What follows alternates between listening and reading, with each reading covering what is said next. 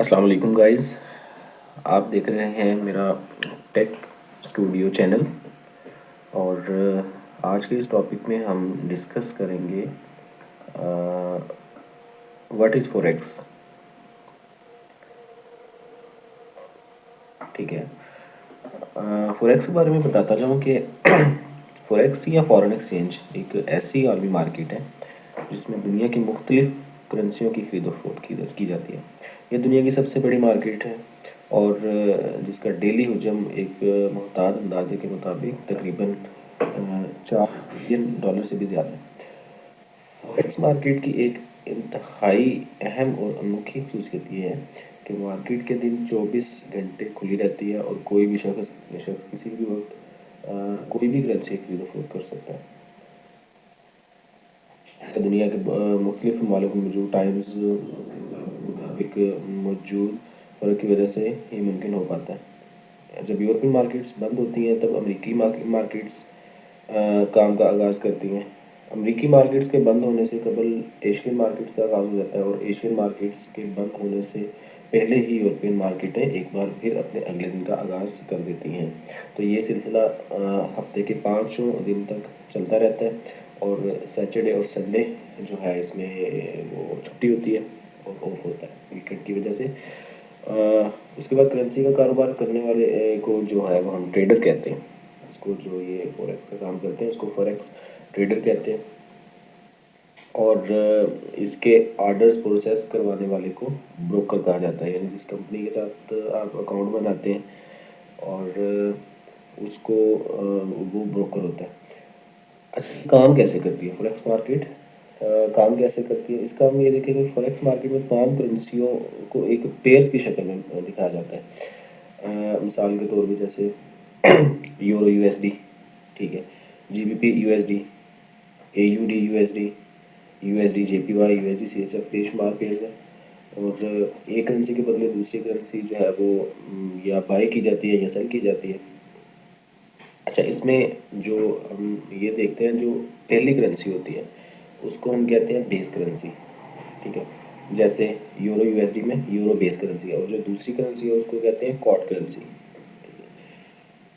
तो अगर जैसे यूरो यूएसडी का पेयर कोई खरीदता है तो वो दरअसल डॉलर के बदले यूरो खरीद रहा होता है। हम कहते हैं ना यूरो यूएसडी की ट्रेड जो है वो बाय बाय किया उसको, तो उस वो एक्चुअली होता है इस तरह के डॉलर के बदले वो यूरो खरीद रहा होता है, एक्चुअली यूरो को बाय कर रहा होता है।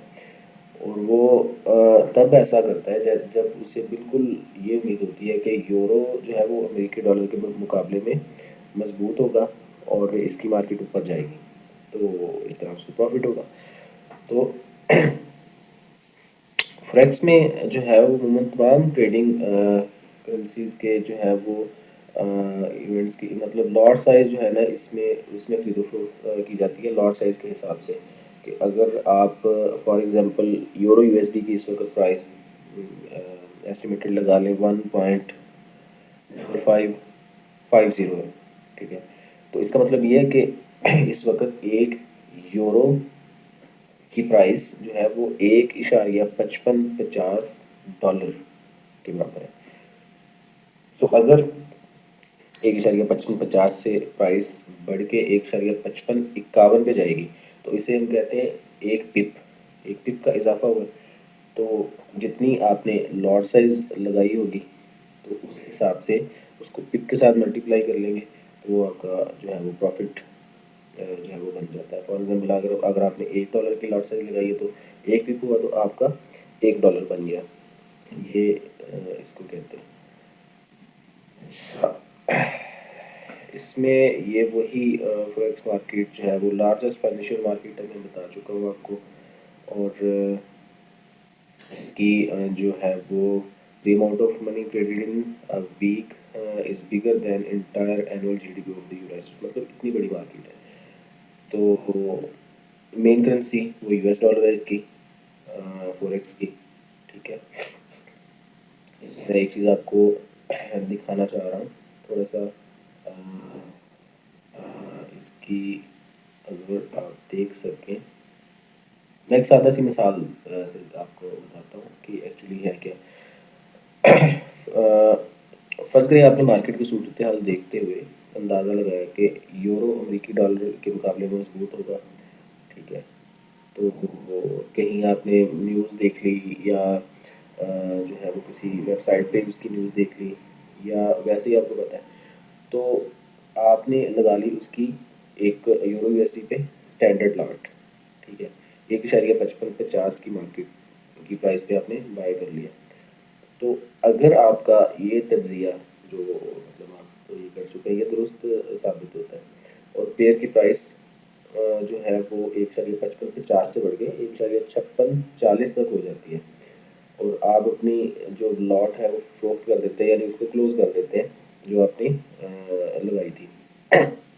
इसके अगर हम कैलकुलेशन करें तो आपने स्टैंडर्ड लॉट लगाई थी तो 1.5550 पे और कट कब किया 1.5640 पे।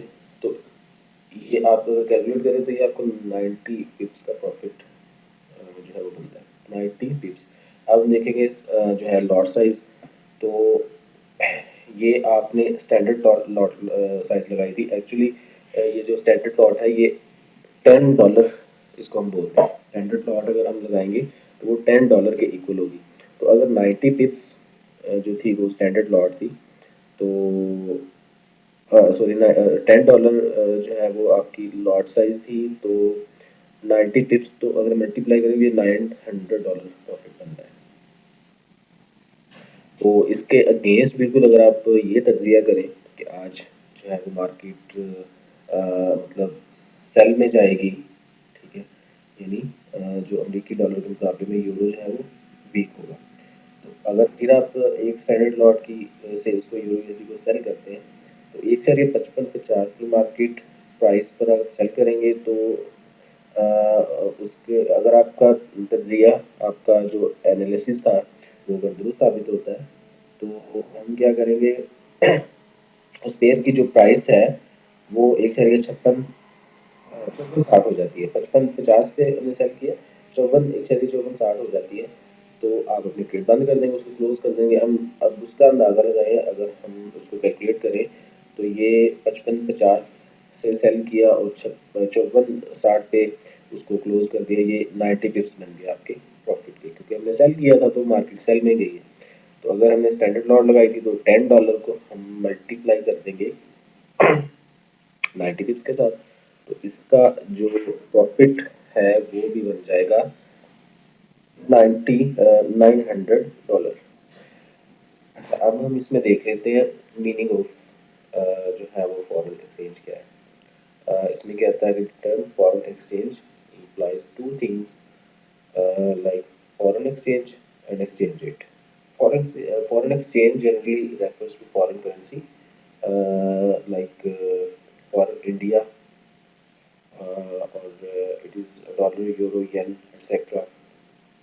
Okay. The other part of foreign exchange is the exchange rate, which is the price of currency in term of currency. Forex is the international market for the free trade of currencies. Traders place order to buy uh, one currency with another currency. तो इसमें वही सारा कुछ तो बता रहा है कि फॉरेन एक्सचेंज एक्चुअली होती क्या है और ये काम कैसे करती है। तो इसमें अब हम देख लेते हैं, एक ये है बिल्कुल कि जो फॉरेक्स ट्रेड है, forex trade in the world, मतलब पूरे वर्ल्ड में जो है वो ये फॉरेक्स ट्रेडिंग कैसे काम करती है, मतलब किस जो कंट्री है उसका कितना शेयर है फॉरेक्स ट्रेडिंग में, ठीक है। लाइक ये है इसका नीदरलैंड का 2% है, कनाडा का 3% है, फ्रांस 3% जस्ट ऑस्ट्रेलिया 4% है, हांगकांग 5% है, स्विट्जरलैंड 5%, जर्मनी 6%, सिंगापुर 7, जापान है 10%। अच्छा, इसमें यूनाइटेड स्टेट्स 17% है, यूके का 33%। अब यूके का सबसे ज़्यादा जो है वो 33% इसका शेयर है फॉरेक्स ट्रेड में, जो मतलब फॉरेक्स ट्रेड होती है ओवरऑल दी वर्ल्ड। तो इसलिए जो जीडीपी, इसको हम ग्रेट ब्रिटेन पाउंड कहते हैं, इसका जो यूएसडी के साथ बनता है ना पेयर, इसमें बहुत ज़्यादा जो है वो फ्लक्चुएशन होती है। इसके पिक जितने ज़्यादा मूव होते हैं शायद ही किसी करेंसी के यूरो के इतने नहीं होते, ऑस्ट्रेलिया डॉलर, न्यूजीलैंड डॉलर, क्योंकि उनकी ट्रेड बहुत कम है। तो आप जब करेंगे इस पे तो देखेंगे कि जीबीपी के साथ जो पेयर्स हैं उनकी बहुत ज़्यादा फ्लक्चुएशंस होती है। तो ये सारा था, थोड़ा सा मैंने ओवरव्यू दिया आपको। तो इंशाल्लाह इसका ये है कि हम नेक्स्ट इसको जारी रखेंगे, जो बेसिक्स हैं फॉरेक्स की वो आपको बताएंगे। तो इसमें भी आपको बताना लीवरेज क्या होता है, इक्विटी क्या होती है, सारी बेसिक्स जो है वो इसमें हम डिस्कस करेंगे एक एक करके, ताकि कोई भी जो है वो चीज़ आपको समझ आ जाए। अगर कोई चीज़ नहीं समझ आती है आप कमेंट में बता देना, हम वो चीज़ डिस्कस कर लेंगे, मैं दोबारा आपको गाइड कर दूँगा। तो ईज़ी वे से मैंने बताना है, आसान तरीके से, ताकि समझ भी आए और इस चीज़ को समझ सकें, क्योंकि ये चीज़ समझने वाली है, जैसे इसमें और कोई रॉकेट साइंस नहीं है। तो बेसिक से लेकर एडवांस तक हम इस चीज़ को डिस्कस करेंगे। तो इंशाल्लाह दोबारा नेक्स्ट वीडियो में जो है वो मुलाकात होगी। तो अब मैं सेशन क्लोज़ करता हूँ। Take care.